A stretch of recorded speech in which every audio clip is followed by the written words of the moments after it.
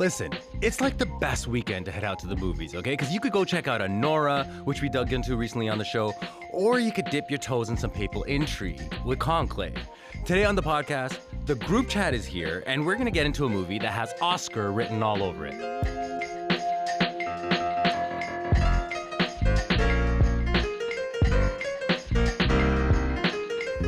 I'm Rad Simon Pillay, sitting in for Elamin Abdel Mahmoud, and this is Commotion.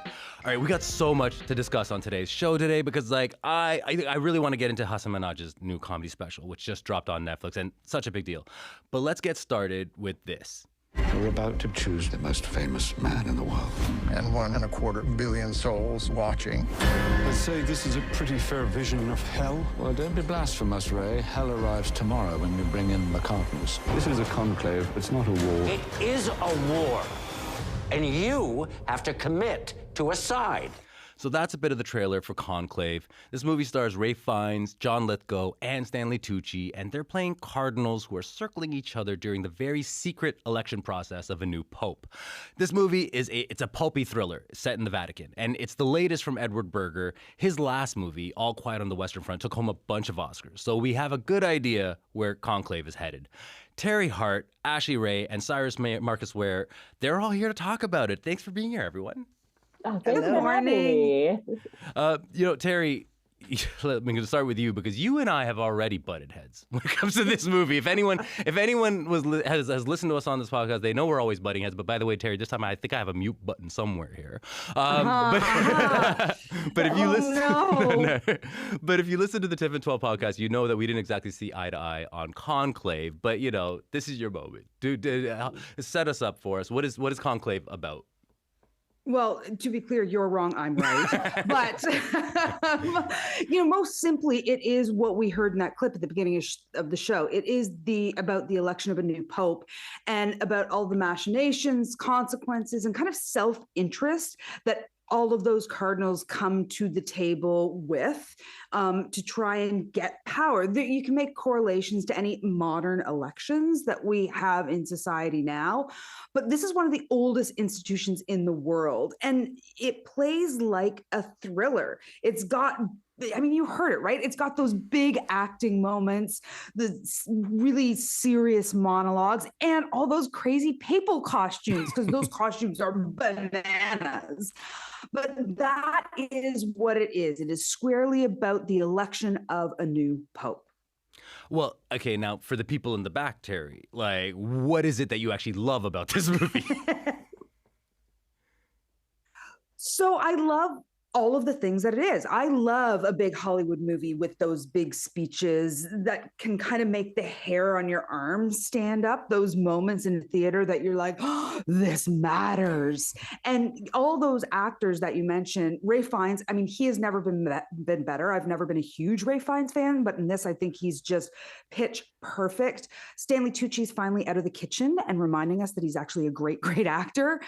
John Lithgow is perfect in what he has to deliver here. And I mentioned all the men, but Isabella Rossellini has a mic drop moment in this movie that I hope people recognize for what it is, and it takes her all the way to the Oscar stage for a supporting actress nomination. And, I just like that it is pulling back the curtain on this institution and a process that they go through that the world watches, and yet it doesn't vilify the Catholic Church. That is not about my position on the Catholic Church or not. That is about me watching this movie and the success of what this movie is trying to do. And I think it delivers exactly on the point that the movie is making, what it's like to elect a new pope. It's so funny because I feel like I agree with everything you're saying, but I somehow have completely different feelings about this movie, but that's a whole other matter. Cyrus, I'm very convincing. I know. Cyrus, you heard Teri talk about how this is about the church, but it's also, it's an election. So it's obviously there's mirrors to our kind of current politics. I'm curious to know, how did you feel about how this movie resonates with conversations we're having out there today? This movie is so fascinating because you get to see the behind the scenes politicking and organizing and agitating that happens in the behind the scenes of an election. So you have everything in this papal election.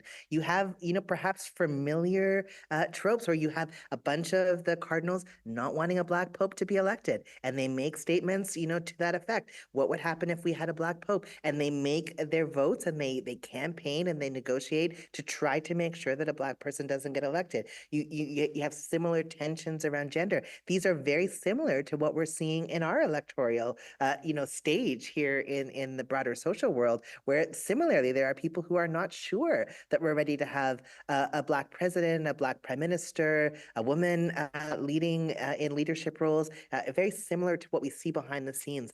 What I also love is the ritual of the electoral process. They put their note down on a little dish, and then the dish slips it into this vessel that holds all of the ballots, and then the ballots are burned in this ceremonial way, and the smoke that comes out of the smokestack tells the townspeople. It's a very ritualistic thing, and it's very similar to what we do. We take our little piece of paper and our tiny little pencil, we go behind a cardboard, we fold up our thing, we slide it in. It's this very ritualistic process. So it's very similar to an electoral process. This just happens to be one that's for the Pope. But I think that the racism, the underlying oppression that is guiding who's making the decision about leadership is very reflective of what's happening with our electoral stage, even here in Northern Turtle Island in Canada, with some of our conservative and liberal and NDP hopefuls really going to battle. I love how invested you sound in that process. Ashley, look, this is a movie that could be seen as a sort of meditation on faith, right? Because you're playing with you're dealing with kind of the symbolic power of religion, but you're also searching for what is the practical function of religion in modern times and stuff. So, I mean, I'm just curious but I mean, all of this is also packaged in this slickly entertaining thriller package, right? So I'm just wondering how much of this rang true for you. I mean, I do have to admit, I am a papal nerd. I am someone who took Latin for 9 years and studied it in college. So I was on the edge of my seat, thrilled at how accurate they got this. I was sitting there like, your pronunciations are on key. That is right. Hit that alleged debere. I thought it was so accurate to this nerdy thing that happens so rarely in one's lifetime that some people, I'm not Catholic, I just truly find the history of it so interesting. And this movie brought it to life for me. So yeah, I was nerding out when I'm like, there they go with the seal on the door. This is it. This is so history. And my friends, of course, are like, we don't get why this matters. But it is so cool to me that they did really honor the realism and authenticity of this process. And what I thought was so great is how they brought in all the tension that does exist, but they bring in so much humor to me that you laugh during this movie in ways you don't expect. There's just so much tension that does get alleviated in these ridiculous ways. And I don't want to spoil it, but it's just, to me, it's so perfect. I just, and maybe because I am the American here, but I also just thought it was a perfect allegory for our current political situation. I feel like Stanley Tucci is playing this Kamala stand-in where you're just hoping she can get enough votes and just get this done. Lithgow is playing this like Trump-like guy who you just don't want to see win. And I just, we're so close to the election, I couldn't see it outside of that dynamic. And I still thought it was so well done. I feel like I'm being ganged up on here. Y'all are so But listen, Teri, you kind of touched on this when you were speaking earlier. I mean, and everyone's talking about how look, this movie seems to be speaking to the papal moment. I mean, sorry, the current moment with the election. But what about speaking to kind of the history of the church? Because I think there's kind of slight glances towards the history, the patriarchal systems, the history of abuse and colonization. Teri, do you think that this movie does enough in terms of holding the church accountable? Okay, so that's not what this movie is about, right? Like this movie is about the election of a pope. It is not Spotlight. This is not about digging into the history and the wrongdoings and the scandals and the crimes of the Catholic Church. This is squarely about the election of a new pope. And as Syrus mentioned, we get hints to some histories and some transgressions, but it's all in service of the story of the election of this new pope. Those transgressions, those behaviors affect each of these people, but they affect them in their pursuit of power, because that is what Conclave is about. The pursuit of power, who wants it, how badly they want it, what they'll do to get it. And that past behavior impacts all of those things. But I think that the movie shows a great discipline in sticking to what it is about, which is the election of a new pope and how people's past impact that. But really, if you're wanting spotlight, that's not what Conclave is. Conclave is a thriller about this process. And I love what Ashley is saying, because I don't have that history. I don't watch it with that knowledge that Ashley has, but I'm thrilled to know that it is true, because I also was on the edge of my seat and loving the detail that I was seeing in this process that I knew something about in the back of my head, but this really opens the curtain for me.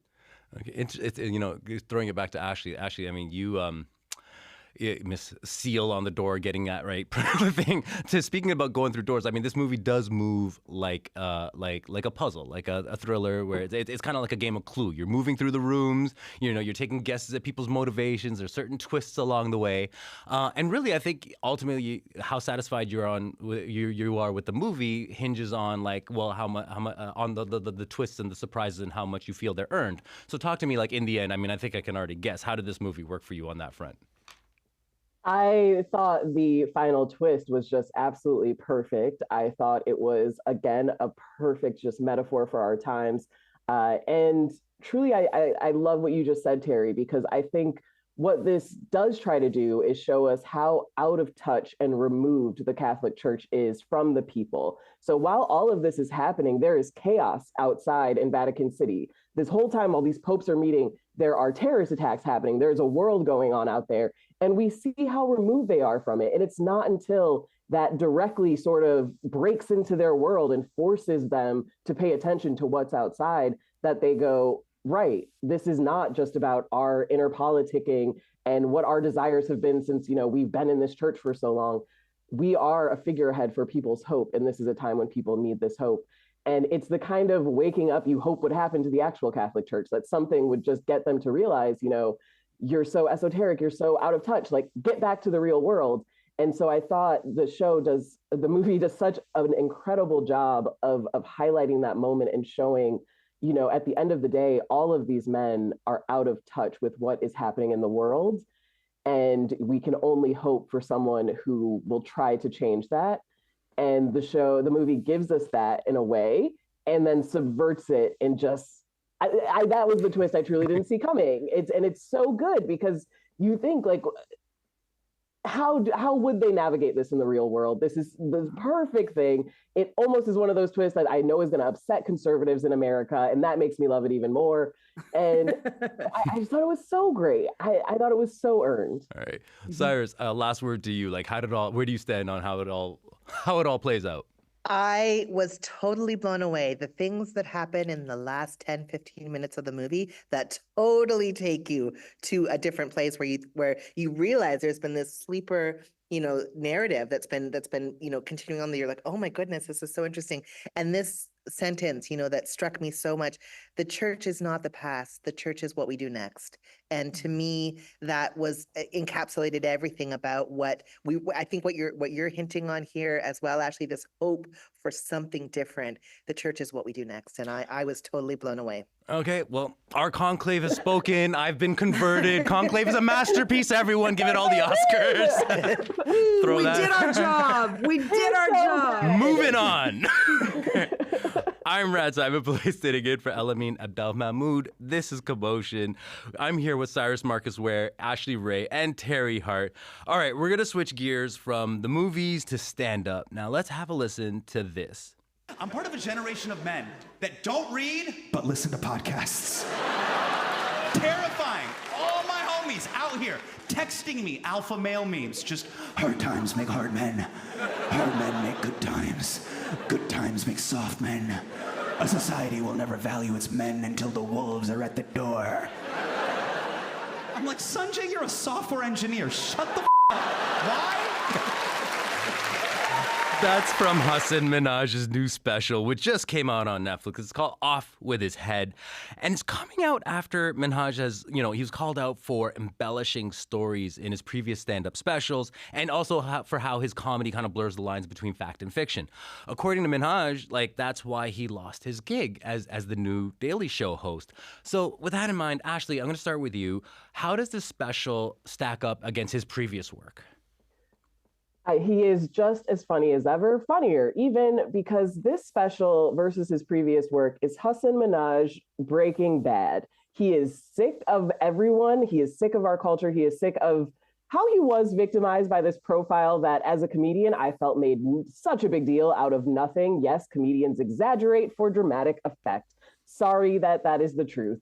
So it was sort of like he got this opportunity. He was on the verge of being that Jon Stewart, and it disappeared. And that is something that breaks you as a comedian or actor when you get so close. And I think this is a special where he has broken bad. He does not care anymore. He does not care about, making liberals happy and using the safe language he knows he should use. He doesn't care about presenting what he calls as a Bajistan, which is anyone in America who's not Black or white. He doesn't care about using careful language. He is done. He is tired of trying to appease both sides. He now, I think, sees it doesn't matter if you go against the conservatives, the liberals will also tear your face off if they think you've made a mistake, like lying in a comedy special. And so he goes for both sides. He even goes at himself for being one of those people who would, be a little hyper vigilant and come at people and call people out. And he calls himself out for being like, I shouldn't have been like that. I was a jerk, So I love this new era of him just kind of going for it and being the jerk comedian. I think we've seen now that he's broken bad. He's not going back. He is angry. Yeah, and okay, this one I genuinely agree with you on. I mean, especially maybe it's the brown guy thing, but I definitely love this. But I do feel like he's re-energized, and I wasn't a big fan of the last one, but this one, it feels like he's back, and like you said, Breaking Bad. Teri, I mean, you're not typically covering kind of comedy, but I mean, this controversy, of course, has been unavoidable. So, I mean, with that in mind, how did that affect the way you saw this? Yeah, I certainly watched it with eyes wide open in terms of how he was going to address it and if he was going to address it. And he does address it, but very briefly, in this kind of it's not even like a let's talk about the elephant in the room kind of thing. He just says it and moves on. And I think that is really great because I did some research after that and knowing I was going to be talking about this tonight. And I'll tell you, this is a story that we are all guilty of not following up on. And if anybody just, read the headlines or read the top and tail of that, I'm going to call it an expose because I mean, it was really went after him in unfair ways. I think that we all need to take a deep look at ourselves and ask why we didn't follow up on this and listen to his rebuttal and whatnot, because that makes a difference to this story. So I really liked the special. I watched it with a different lens, and then I thought it was very funny. And then I went and did some research, and I was like, whew, they did him dirty. They did him dirty. They did him dirty. And you got to ask yourself, why only him? Why was that he the guy, right? What is it about his identity that makes him the target, the guy that we scrutinize? Syrus, Hasan's known, of course, for marrying his humor with this really sharp political commentary and so a social commentary, social observation, political observation. Do you think in this special with Off With His Head, do you think it still strikes the same balance as before, or do you think he might be finding some safety in retreating more into his personal life after what happened?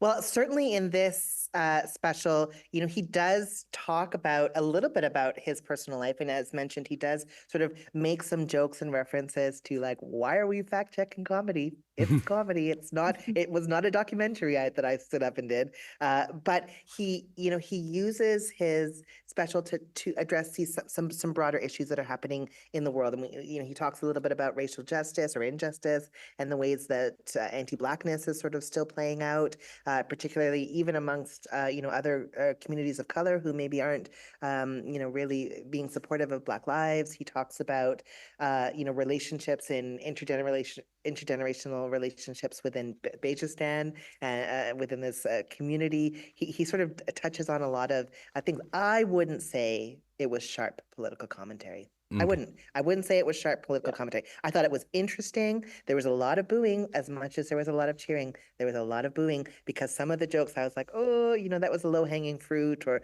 maybe you could have gone a little bit. But given everything that's happened, it's understandable that he's taken the approach that he's taken. It felt a little bit like gun shootout in some of his delivery, but yeah, I think overall this was a good return given everything that had happened with his story. But I wouldn't say personally that I was like, oh, that joke about anti-blackness was really, really one that's going to take us to another level of understanding.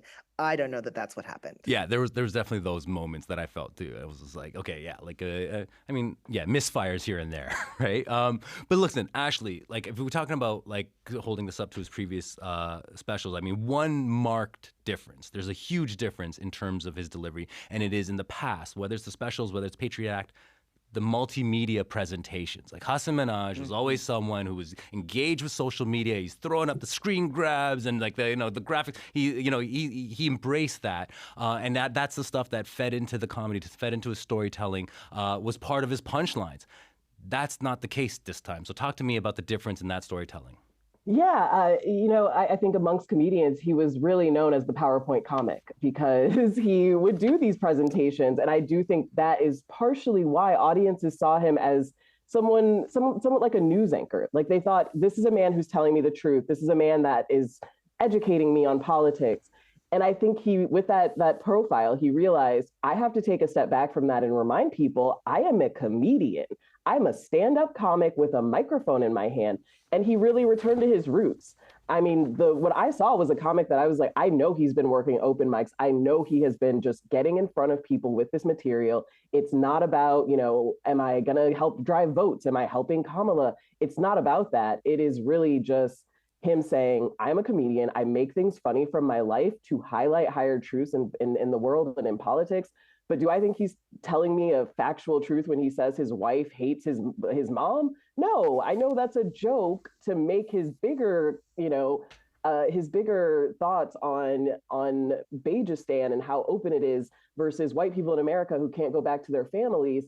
I know that is his higher kind of point, and he highlights that by pointing out, and my wife hates my mom, and those are the joke parts. But I think the issue is that we've run into this time where audiences are so parasocial, they think they deserve all of the information about you if you entertain them. So, people dug into everything with his previous work and what happened with this woman he went to high school with, because they were like, that woman insulted him. I want to find her and I want to yell at her online.